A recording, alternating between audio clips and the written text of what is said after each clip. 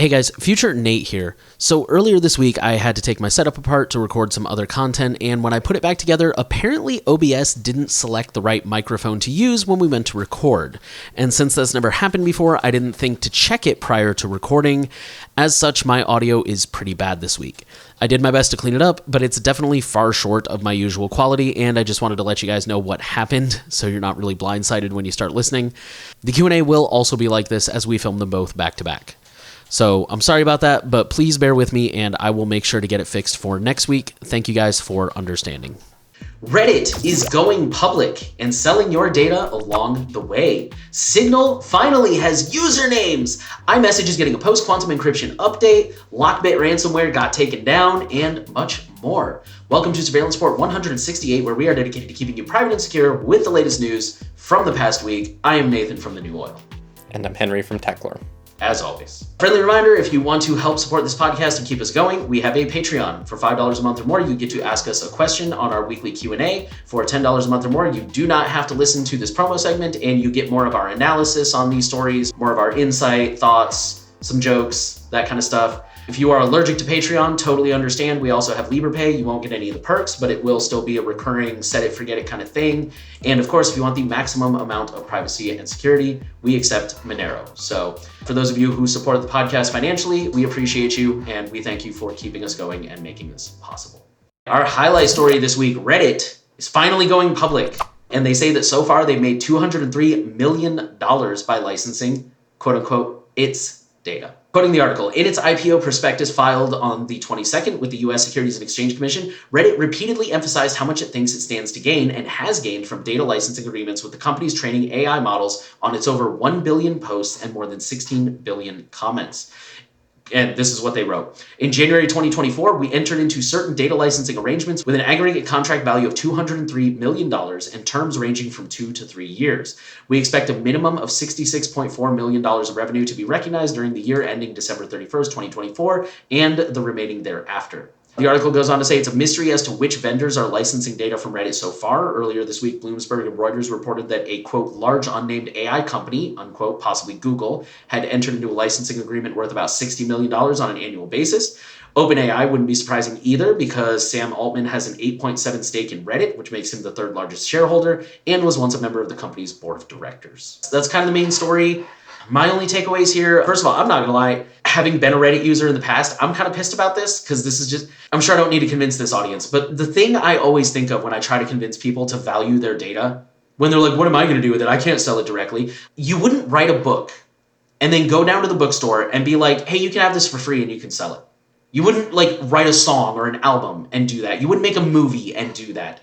And so I think it's kind of ridiculous, especially Reddit. Like Reddit's really obvious. Like metadata is kind of nebulous for people, but with Reddit, these are people who have literally like written blog posts, written comments, made comic strips, and like used Reddit to find new audiences. And Reddit is literally just like, oh, this is mine now. Thanks. $203 million. Thanks, bro. We're not paying you anything. In fact, you have to bribe us to get rid of ads. It's just, it infuriates me so much. But on a more tangible note, I think the reminder here is just that you got to be careful what you put out there because once you do, it's not yours anymore. Every website says that in their terms of service. Once you put that data on Twitter and Facebook and Reddit and Discord, it's theirs now. They can do whatever they want with it.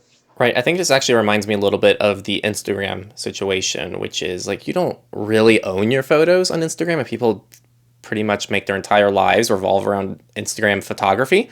And I find that really interesting because Instagram, Facebook, Meta, whatever the hell you want to call them, pretty much has direct access and they have rights to those photos to some extent. And so I think people don't really think about how what they upload to some of these social media platforms doesn't truly belong to them, but they do a very good job of making it feel like they belong to you and it's your data. And that's why you see a lot of the wording of like, we want you to put you in control and make you feel like you have control of your data. But a lot of that's very superficial.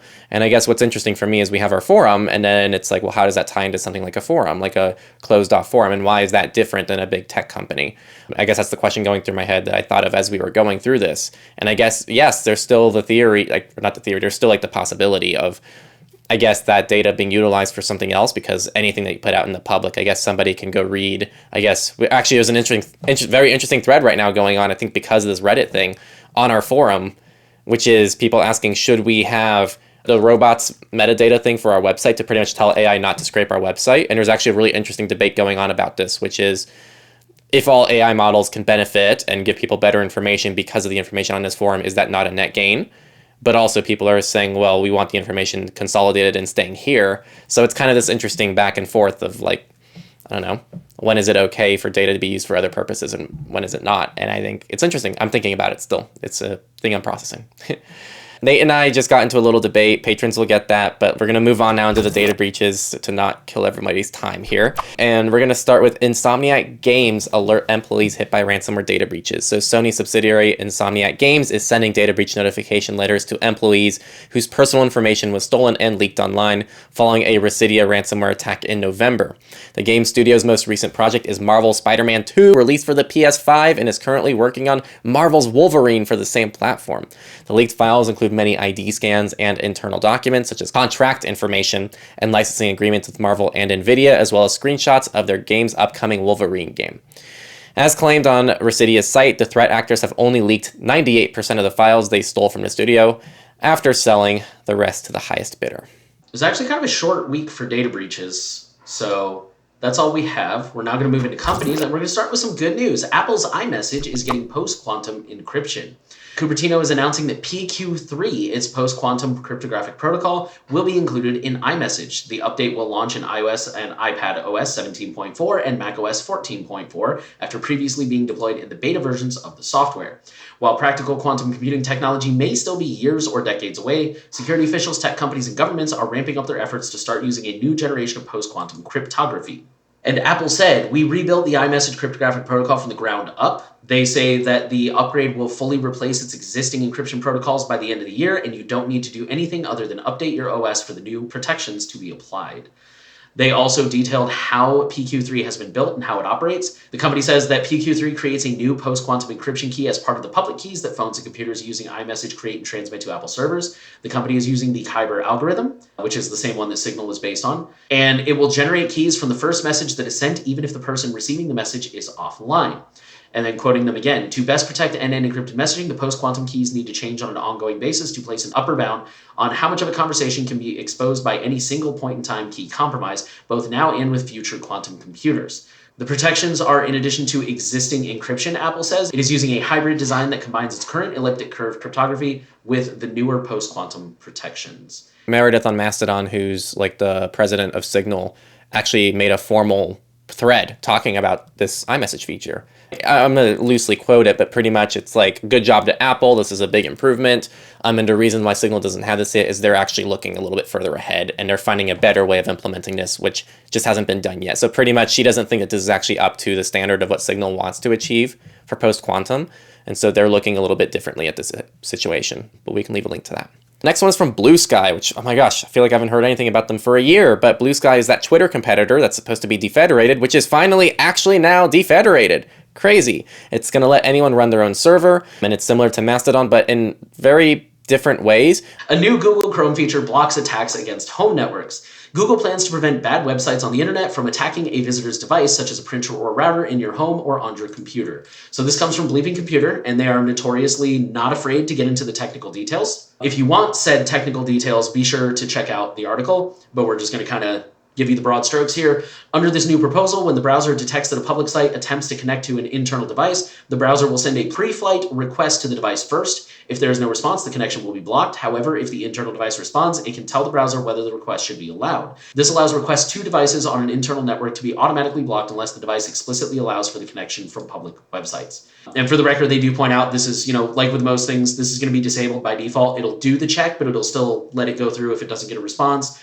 And then once they've kind of worked out the bugs, they'll switch it so it blocks it by default. The motivation behind this development is to prevent malicious websites on the internet from exploiting flaws on devices and servers in users' internal networks, which were presumed safe from internet-based threats. This includes protection against unauthorized access to routers and software interfaces running on local devices, a growing concern as more applications deploy web interfaces, assuming non-existent protections. Big Brother satellite capable of zooming in on anyone, anywhere, from space, and it's set to launch in 2025.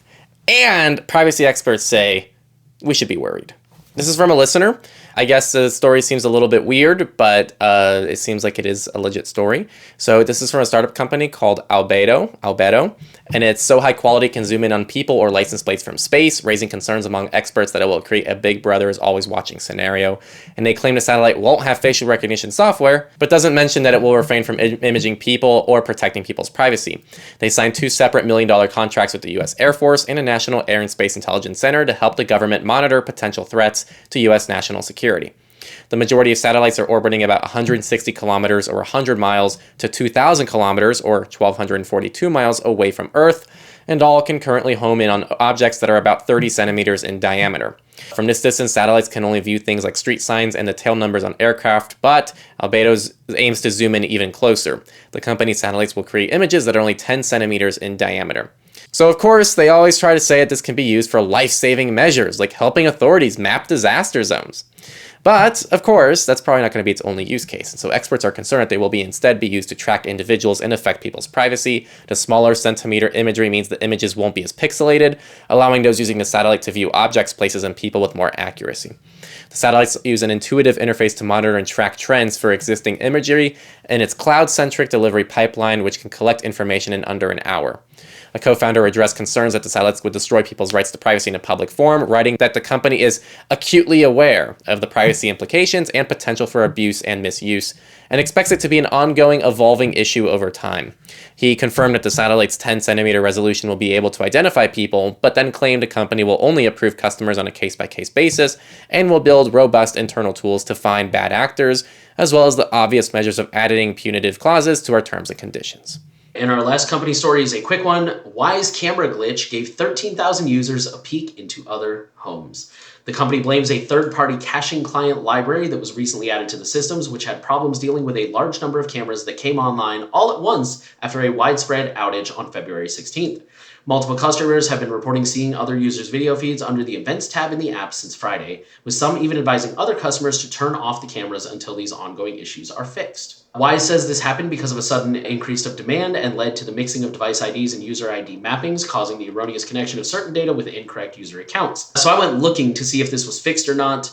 I couldn't find anything. I did find one article that pointed out this is Wise's second incident like this, so this is not the first time they've had people able to see other people's feeds. The Verge said that Wise shut off the Events tab temporarily as a mitigation. So if you're a Wise user, number one, I think you should probably reconsider that at this point. And number two, if your Events tab is back, I would just assume that means it's fixed. Now we're going into the research section, and we're going to start with how your fingerprints can be recreated from the sounds made when you swipe on a touchscreen. Again, I'm going to preface this by saying this is one of these more hypothetical risks that don't probably need to apply to everybody, but the following tests that the researchers assert that they can successfully attack up to 27.9% of partial fingerprints and 9.3% of complete fingerprints within 5 attempts at the highest security FAR, which is false acceptance rate setting of 0.01%. This is claimed to be the first work that leverages swiping sounds to infer fingerprint information. The Print Listener paper says that finger swiping friction sounds can be captured by attackers online with a high possibility. The source of the finger swiping sounds can be popular apps like Discord, Skype, WeChat, FaceTime, etc. Any chatty app where users carelessly perform swiping actions on the screen while the device mic is live. All right, so this next one's an actual research paper. It's about 30 pages long, but it's worth a read. And the title says Data Brokers and the Sale of Students' Data. And I'm just going to go ahead and quote the abstract at the beginning. This report investigates the protection and vulnerability of student data within the data brokerage ecosystem. It specifically examines the privacy and policy impacts of the sale of student data and whether students are equipped to protect their own data.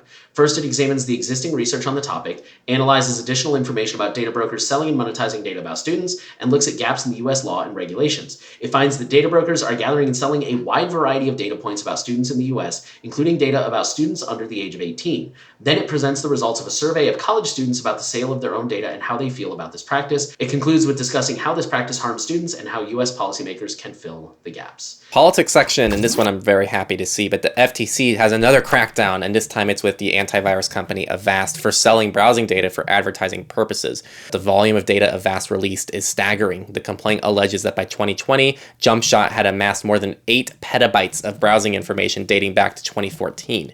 Avast data feeds include unique identifiers for each web browser and a combination of information on every website visited, timestamps, type of device and browser, as well as the user's city, state, and country. When describing its data sharing practices, the company also falsely claimed that it would only transfer the user's personal information in an aggregate and anonymous form. The FTC also said Avast stored this information indefinitely and sold it to over 100 third parties between 2014 and 2020 through their Jumpshot subsidiary. Apple warns Australian proposal to force tech companies to scan cloud services could lead to mass surveillance. This comes from a listener. Thank you for sending this our way. Quoting the article, under 2 mandatory standards aimed at child safety released by the digital regulator last year, the eSafety Commissioner proposed that providers should detect and remove child abuse material and pro-terror material, quote, where technically feasible, unquote, as well as disrupt and deter new material of that nature. In Apple's submission to the proposals, provided to Guardian Australia, it said that it would offer no such protections, given the assurances were not explicitly included in the final draft standards. Quoting what they said, we recommend eSafety adopt a clear and consistent approach expressly supporting end-to-end encryption so that there is no uncertainty and confusion or potential inconsistency across codes and standards. Apple said that such surveillance tools could be reconfigured to search for other content, such as a person's political, religious, health, sexual, or reproductive activities. The company also suggested that scanning people's files and messages could lead to law enforcement circumventing the legal process. Forcing tech companies to implement it would have, quote, far-reaching global repercussions, unquote. Apple has not gone as far as to threaten to withdraw iMessage or iCloud from Australia, as it did in the UK when a very similar online safety law was proposed last year. Next one is from Vietnam, who's going to collect biometrics, even DNA, for new ID cards. So the Prime Minister instructed the nation's Ministry of Public Security to collect the data in the form of iris scans, voice samples, and actual DNA in accordance with amendments to Vietnam's law on citizen identification. Amendments to the law on citizen identification that allow collection of biometrics passed on November 27th of last year, which allows recording of blood type among the DNA-related information that will be contained in a national database to be shared across agencies to perform their functions and tasks. The ID cards are issued to anyone over the age of 14 in Vietnam and are optional for citizens between the ages of 6 and 14, according to a government news report. Future identity cards will incorporate the functions of health insurance cards, social insurance books, driver's licenses, birth certificates, and marriage certificates, as defined by the amendment. There are approximately 70 million people, making the collection and safeguarding of such data no small feat. The reg is sure that personal information on all the citizens will be just fine. Personal data held by governments for ID cards certainly never leaks. And I'm sure this is a whole thing that clicks to something that does leak. And our last political story, leaked hacking files show Chinese spying on citizens and foreigners alike. So this is kind of a big story that's made the rounds this week. Chinese police are investigating an unauthorized and highly unusual online dump of documents from a private security contractor linked to the nation's top policing agency and other parts of its government, a trove that catalogs apparent hacking activity and tools to spy on both Chinese and foreigners.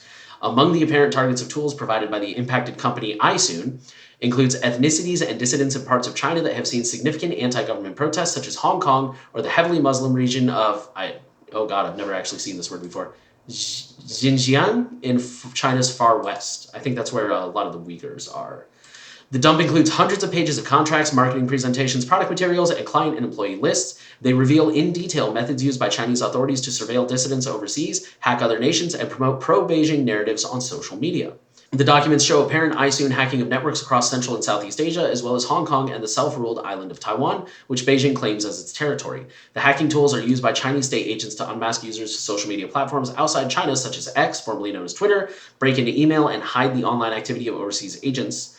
Also described are devices disguised as power strips and batteries that can be used to compromise Wi-Fi networks. FOSS, free and open source, and big exciting news that I think a lot of people are excited about, which is you can now keep your phone number private with Signal usernames. So it's kind of 2 big releases comboed into one because it's kind of the same issue that requires 2 releases. So the first one is we have a new default on Signal, which is your phone number will no longer be visible to everyone on Signal. So if you meet someone in public and you add them on Signal, they won't see your phone number by default, which is awesome because now you can contact with people without sharing your phone number. You can still have the option of sharing that phone number, but it's not guaranteed. You don't have to anymore. Now, the other thing is you can connect without sharing your phone number. So, because obviously, like, how do you add the person if you're not going to see their phone number? And so that's with a username now.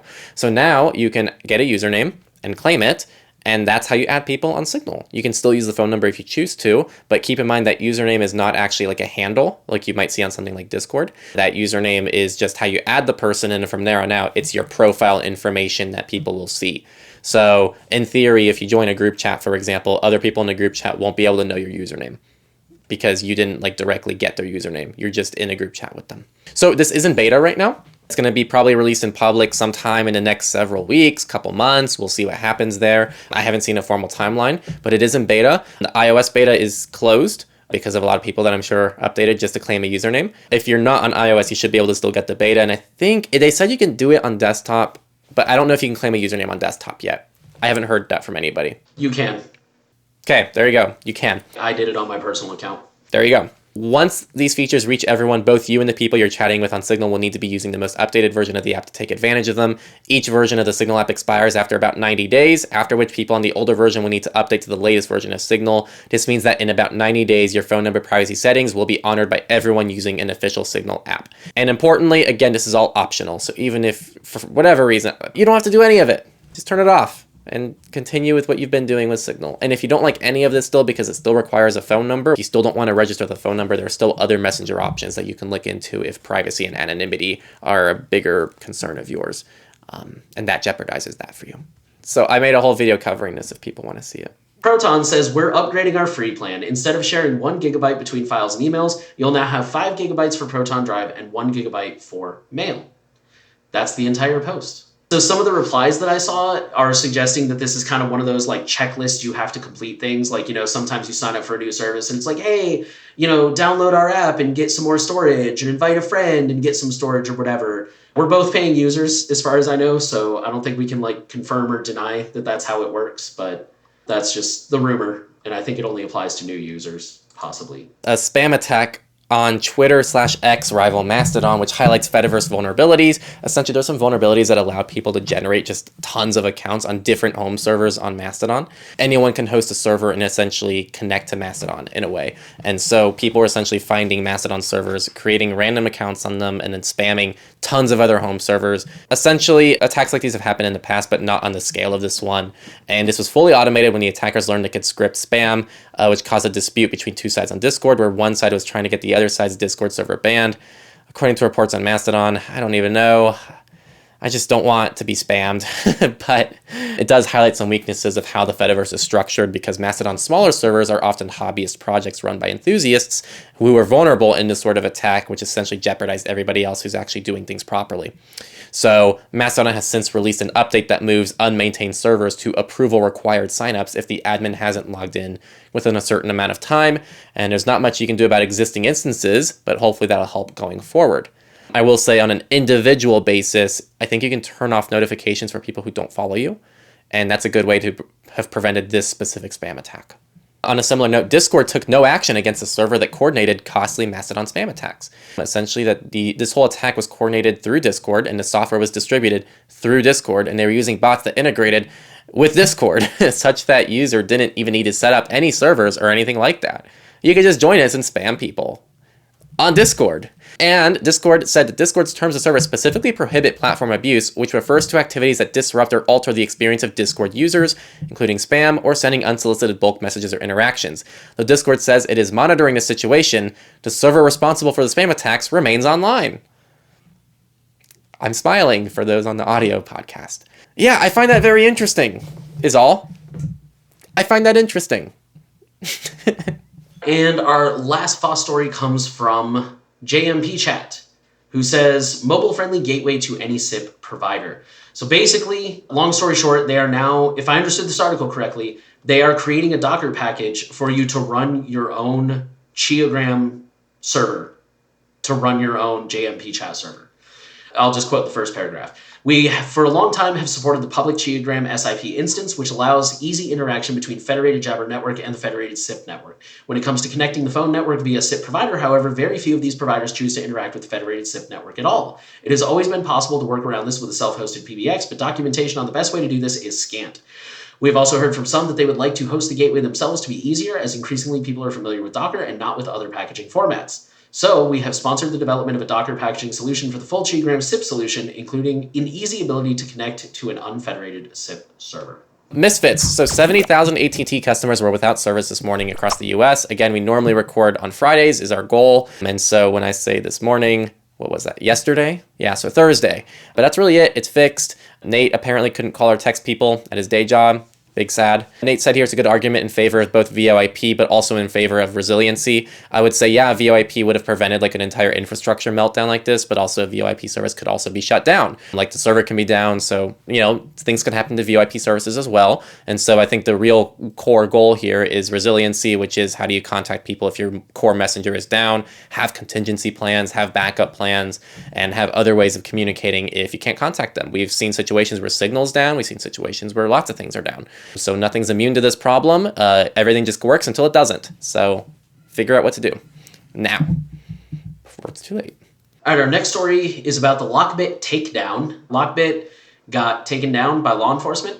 Actually, I'll just quote the article. A sweeping law enforcement operation led by the UK's National Crime Agency this week took down Lockbit, the notorious Russia-linked ransomware gang that for years has wreaked havoc on businesses, hospitals, and governments around the world. The action saw Lockbit's leak site downed, its server seized, multiple arrests made, and US government sanctions applied in what is one of the most significant operations taken against a ransomware group to date. So they said 6 things we learned, but there were 2 in specific that I found interesting. The first one says, Lockbit didn't delete victims' data even if they paid. It has long been suspected that paying a hacker's ransom demand is a gamble and not a guarantee that stolen data will be deleted. Some corporate victims have even said as such, saying they cannot guarantee that their data would be erased. The Lockbit takedown has given us confirmation that this is absolutely the case. The article's real short. It didn't really say anything more than that. The other one I found interesting says Lockbit has hacked more than 2,000 organizations. I don't remember what number they were up to prior to this, so I don't know what the discrepancy was between what we knew and what we didn't know. It has long been known that Lockbit, which first entered the competitive cybercrime scene in 2019, is one of, if not the most prolific ransomware gangs. Tuesday's operation all but confirms that. Now the U.S. Justice Department has numbers to back it up. According to the DOJ, Lockbit has claimed over 2,000 victims in the U.S. and worldwide and received more than $120 million in ransom payments. But I'm assuming the reported number was a lot lower, and this is just kind of a confirmation that like companies aren't always going to report it. They're just going to pay it and hope that nobody finds out, cough, cough, Uber. So keep that in mind. Last story for the week, vending machine error reveals secret face imaging database of college students. This is a scandal, and it started when a student using the alias SquidKid47 posted an image on Reddit showing a campus vending machine error message. Invenda vending facial recognition app.executable, displayed after the machine failed to launch a facial recognition application that nobody expected to be part of the process of using a vending machine. But it gets deeper. So the Reddit post sparked an investigation from a 4th-year student named River Stanley, who was writing for a university publication. Stanley sounded alarm after consulting Invenda sales brochures that promised the machines are capable of sending estimated ages and genders of every person who used the machines without ever requesting consent. Stanley discovered that Canada's Privacy Commissioner had years ago investigated a small shopping mall operator called Cadillac Fairview after discovering some of the mall's informational kiosks were secretly using facial recognition software on unsuspecting patrons. Only because of that official investigation did Canadians learn that over 5 million non-consenting Canadians were scanned into Cadillac Fairview's database. Where Cadillac Fairview was ultimately forced to delete the entire database, Stanley wrote that the consequences for collecting similarly sensitive facial recognition data without consent for Invenda clients like Mars, aka the vending machine I assume, remain unclear.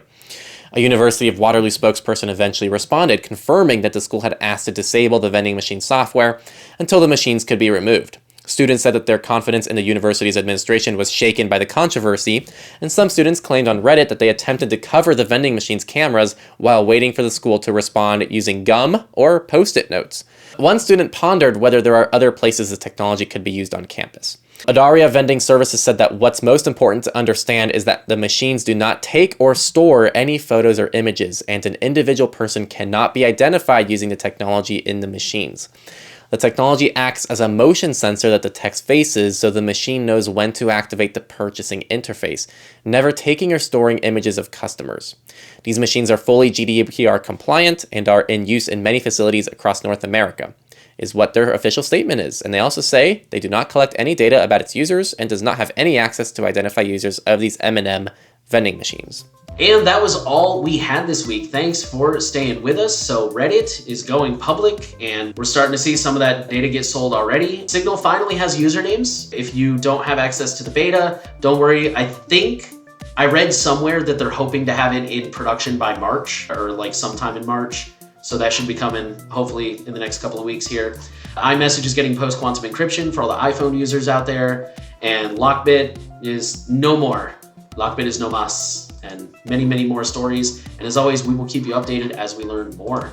In the meantime, if you want to keep this podcast going, we have Patreon, $5 a month or more. You get to be part of our Q&A segment, $10 a month or more, and you get the extended version where we definitely had a lot of conversations and back and forth this week. We'll see how much of that stays in, but I'm sure a good chunk of it will. So there's a lot to unlock there. If you are not a fan of Patreon, totally understand. We have LibrePay, and last but not least, we always have Monero. So if you are looking for the most private and secure way to contribute to the podcast, Monero would be the way to do that. For those of you who cannot afford anything financially right now, totally get it. My grocery bill was insane this week. There's always sharing the podcast around. There's, we have the Surveillance Clips channel if there's like a specific story you want to share with someone, liking, subscribing, commenting, all those little things that help the algorithm. So thank you guys so much for helping to spread the word around. Thank you guys for listening. If you're not subscribed, make sure you subscribe, give us a rating, all that fun stuff. Thank you guys for trying to protect your privacy and stay safe out there, and we'll see you next week.